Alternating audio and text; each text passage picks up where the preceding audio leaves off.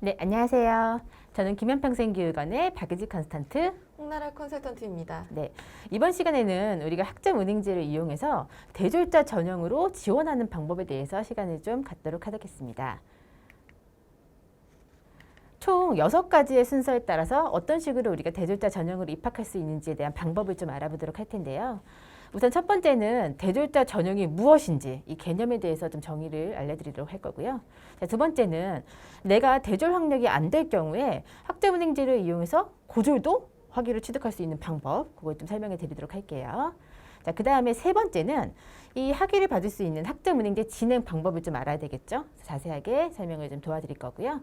자, 네 번째는 우리가 대졸자 전형으로 지원하게 되는 대표적인 그 전공이 있습니다. 바로 보건과 의료 계열 쪽인데요. 그 전공에 대해서 좀 소개시켜드리는 시간을 갖도록 하겠습니다. 자, 다섯 번째는 그러면 이렇게 대졸자 전형으로 우리가 어떤 식으로 전형을 방법으로 알아봐야 되는지 그 입학 방법에 대해서 설명을 좀 드릴 거고요. 마지막으로는 대졸자 전형으로 지원할 수 있는 그 유형에 대해서 설명해 드리는 시간을 갖도록 하겠습니다. 총 6가지의 순서에 따라서 잘 들어보시면 될 거예요. 자, 일반적으로 우리가 대학에 입학을 할 때 보통은 이제 고졸 학력으로 기준으로 뭐 수능이라든지 또는 뭐 학교생활부 이런 걸로 이제 지원을 하게 되죠. 근데 이 대졸자 전형 같은 경우에는 전문대학교 졸업장에 준하는 학위만 있으면요, 이 해당 학위로만 뭐 예를 들어서 수능이나 뭐 영어 시험이나 이런 취득 전공 계열에 상관없이 오로지 뭐 성적과 면접 등으로만 신입학을 할 수가 있는 전형입니다.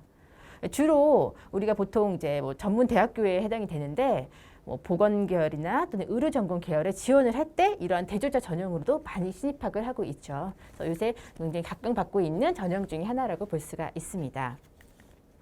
자, 근데 만약에 내가 대졸자 전형으로 지원이 불가한 고졸 학력일 수도 있잖아요. 근데 고졸 학력인데 어떻게 대졸자 전형으로 지원하죠? 바로 대학을 가지 않고도 이 학점은행제라는 걸 이용해서 전문학사라는 걸 받을 수가 있습니다.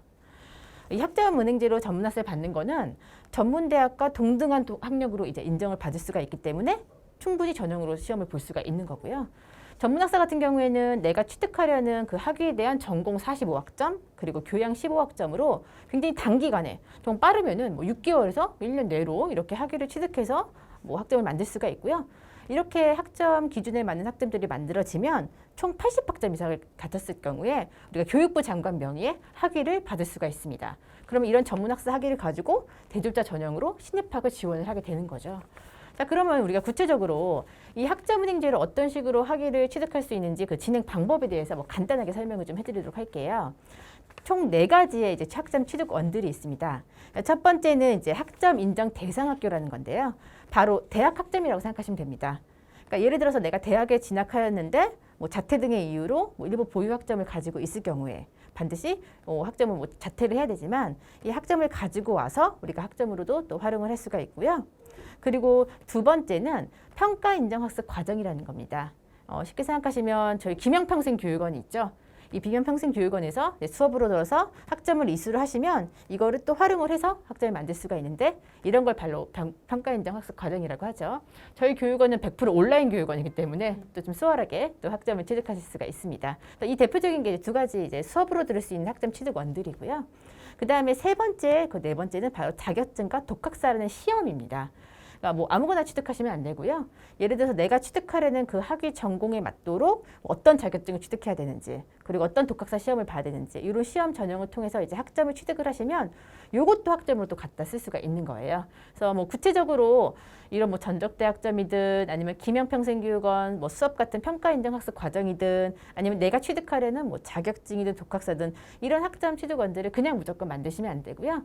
뭐 저희 김영평생교육원에 학습 설계 의뢰를 해주시면 내가 취득할 수 있도록 전문학사에 맞게 이제 학점들을 만들어서 그런 식의 진행 방법을 통해서 우리가 학위까지 받을 수가 있는 것입니다. 그래서 이렇게 대표적인 학점 취득원들이 있고 이런 취득 학점들을 모아서 이제 대졸자 전형 같은 경우에는 뭐 학위 전문학사의 기준이 충족이 되시면 전문대 졸업의 학력을 갖추게 돼서 우리가 원하는 이제 대졸자 전형으로 입학을 하실 수가 있는 겁니다. 자, 이 대졸자 전형 같은 경우에는 대표적으로 보통 보건 계열 아니면 또 의료 계열로 이렇게 나뉘어질 수가 있어요. 그래서 이 해당 전공 같은 경우에는 굉장히 또 취업이 잘 되기 때문에 인기가 많고 요새 또 각광을 굉장히 더 받고 있죠. 자, 우선 보건 계열에는 대표적으로 뭐 치위생학과나 뭐 치기공학과, 아니면 뭐 방사선학과, 물리치료학과 이런 것들이 굉장히 좀 인기를 이루고 있어요. 그래서 아까도 말씀드린 대로 취업이 잘 되기 때문에 내가 이미 대졸 학력을 가지고 있는데 또 신입학을 하려는 분들이 많이 계시죠. 또 이쪽으로 저 전공을 공부하기 위해서. 그리고 뭐 최근에는 또 안경광학과나 뭐 응급구조학과 또는 뭐 보건의료행정과 등등 일부 대학들이 개설되어 있는 이런 특이한 또 보건계열 전공들을 취득하기 위해서도 또 전문대학교에 많이들 또 입학을 하시려고 하고 계시죠. 그리고 또 의료계열에 또 굉장히 대표적으로 희망하는 전공이 바로 간호학과라고 또 볼 수가 있습니다. 그래서 방금 전에 이제 홍다라 선생님께서 설명해 주신 그 간호대 편입 영상이 있을 거예요. 그 영상에 자세하게 간호대 편입에 대해서 또 설명을 해드렸으니까 다시 한번 또 추가로 들으시면 아마 도움이 되실 겁니다. 자, 그러면 우리가 이제 대졸자 전형이 무엇인지도 알았고요. 그렇죠? 그리고 대졸자 전형으로 학자문행제로 전문학사를 이제 어떻게 취득하는지도 뭐 간략하게 배웠고요. 그리고 어떤 전공들이 있는지도 이제 봤으니까 그러면 내가 이 전형에 준비하기 위해서 어떤 것들을 만들어야 되는지 그 방법이 좀 중요하겠죠. 그래서 대표적으로는 우리가 아까도 말씀드린 대로 시험을 안 보고 들어간다고 했어요. 입학을 할 때. 시험을 안 보면 도대체 어떤 걸로 입학을 할 수가 있냐. 보통 세 가지로 이렇게 나뉘어질 수가 있어요. 그래서 가장 중요한 건 사실 성적이라고 볼 수가 있습니다. 그러니까 전적대 성적이라는 거는 내가 만약에 전문학사 학위를 가지고 있으면 이 학위에 맞는 그 성적이 나오죠. 그 성적이 굉장히 좀 중요하다고 볼 수가 있는데 만약에 우리 학생님께서 학점은행제로 이제 뭐 학점을 따서 성적을 가지고 있다. 그럼 이 학점은행제 수업 평가 성적이 반영이 되는 거예요. 그래서 성적을 기준으로 많이 좀 대학들이 보고 있고요. 아무래도 성적이 높을수록 그 대학 합격의 가능성이 높기 때문에 대졸자 전형으로 입학하시는 분들 같은 경우에는 성적 관리를 좀 열심히 하시는 게 좋을 것 같아요. 아무래도. 그리고 뭐 면접에 비중을 두는 이제 대학들도 좀 있고요. 뭐 전공 관련된 면접을 좀 보기도 하는데 사실 그렇게 비중이 많이 크진 않아요. 그리고 이제 서류 제출 같은 경우에는 뭐 대학과 전공마다 다르지만 일반적으로는 자격 심사의 서류 요건만 부합이 되신다면 사실 뭐 아까도 말씀드린 대로 성적이 합격 당락에 가장 중요하기 때문에 항상 강조해서 말씀드리는 것이 내가 대졸자 전형으로 간호학과에 입학을 하겠다. 물리치료학과에 입학을 하겠다. 이런 식으로 입학하실 때는 내가 준비할 게 가장 중요한 건 바로 성적. 그렇죠? 성적 관리 열심히 하시고요. 그래서 어쨌든 이 성적이 합격의 당락에 가장 기본이 된다고 보시면 되기 때문에 만약에 우리 학생님께서 나는 이제 뭐 내가 대졸자 전형에 지원 기준이 된다. 그러면 나는 성적 관리 열심히 해서 합격의 가능성을 높이겠다. 이렇게 아마 생각을 해보시면 될 거예요. 그래서 만약에 이제 김영평생교육원에 이제 등록을 하시게 된다면 우리 담당 선생님들께서 그렇죠? 성적을 잘 받을 수 있도록 뭐 코치를 좀 해주실 수가 있겠죠. 하지만 우리 학생님께서도 또 성실하게 잘 따라오셔야 될 거예요. 그런 부분까지도 이제 안내를 드릴 수가 있습니다. 자, 이렇게 대졸자 전형으로 뭐 입학을 하는 전형 방법에 대해서 알았으면은 어떤 식으로 또 지원을 해야 될 수 있는지 유형을 한번 잠깐 보면요. 크게 세 가지로 우리가 지원을 해볼 수가 있어요. 일반적으로 가장 대학에서 뭐 많이 뽑는다고 하는 수시 전형이죠. 그래서 수시 같은 경우에는 뭐 1차 같은 경우에는 이제 9월에서 10월 정도까지 이렇게 모집을 하는 걸 보통 수시 1차라고 하고요. 그다음 11월에 이제 수시 2차가 있습니다. 보통 수시에서 이렇게 대학들이 많이 모집을 하면 보통 이 기간 때까지 우리가 서류를 좀 준비를 해야 돼요. 그래서 지원하시는 학사분들은 미리 그 내가 지원하려는 대학교 모집 예정에 맞게 이제 전형 일정의 서류를 좀 준비하시기를 바라고요.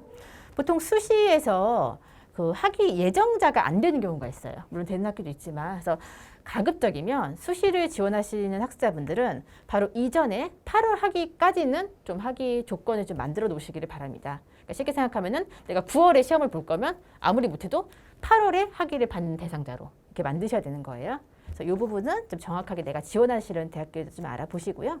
자, 그다음에 이제 수시가 끝나면은 이제 학생들이 가장 많이 지원하는 정시,겠죠.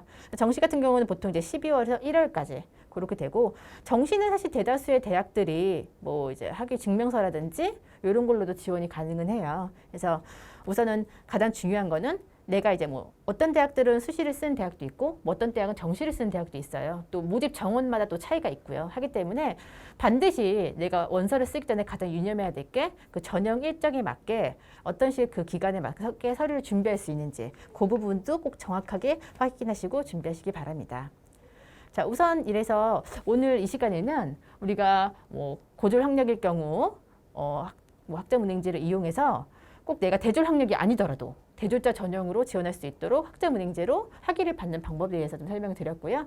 그 대졸자 전형 같은 경우에는 전공이 굉장히 다양하지만 보통 보건, 의료 계열에 있어서 이제 지원할 수 있도록 이제 설명을 드렸으니까 우리 학사님께서 내가 지원하고 입학하고 싶은 대학이 있으면 그 모집 전형을 꼭 잘 확인해 보시고 그리고 이 과정은 어디랑 같이 할 수가 있죠? 바로 김영평생교육원과 같이 우리가 할 수가 있죠. 그래서 김영평생교육원과 함께 또 이제 이렇게 미래의 보건인의 꿈을 키우실 수가 있을 것 같고요.